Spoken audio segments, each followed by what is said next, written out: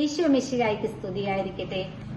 വിശുദ്ധ മത്തായി എഴുതിയ സുവിശേഷം 7-ാം അധ്യായം 21 മുതൽ 27 വരെയുള്ള വാക്യങ്ങൾ ധ്യാന വിഷയമായി ലഭിക്കുമ്പോൾ യഥാർത്ഥ ക്രിസ്തു ശിഷ്യന് അനുസരണം ആവശ്യമാണെന്നും വിശ്വാസത്തിൽ വേരൂന്നിയ അനുസരണത്തിന്റെ ആവശ്യകതയെയും കുറിച്ച് ഈ വചനഭാഗം നമ്മെ ബോധ്യപ്പെടുത്തുന്നു.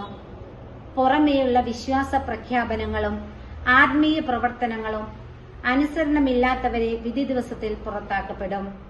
കാരണം യഥാർത്ഥ ശിഷ്യത്വം യേശുവിലുള്ള വ്യക്തിപരമായ ബന്ധവും പിതാവിന്റെ ഗീതത്തോടുള്ള അനുസരണവുമാണ്.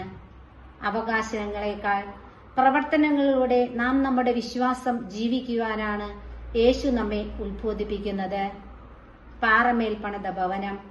യേശുവിന്റെ വചനം ശ്രവിക്കുകയും അത് അനുസരിക്കുകയും യേശു പാതയിലൂടെ ചരിച്ച് പിതാവിന്റെ ഇഷ്ടം നിറവേറ്റി ജീവിക്കുന്നതിനെ സൂചിപ്പിക്കുന്നു. എന്നാൽ മണലിൽ തീർത്ത ഭവനം വിശ്വാസക്കുറവിനെയും അനുസരണമില്ലായ്മയെയും സൂചിപ്പിക്കുന്നു. ദൈവവചനം നമ്മിൽ ശക്തമായ അടിത്തറ പണിയുന്നു. എന്റെ ജീവിതം ദൈവത്തിന്റെ മുമ്പിൽ അടിയറവ് പറയുമ്പോൾ ദൈവഗീതം കൂടുതൽ അറിയുവാനും നമ്മുടെ ജീവിതത്തിൽ മാറ്റങ്ങൾ വരുത്തുവാനും ഉതകുന്ന ഒരു പുസ്തകമായി നാം മാറുന്നു.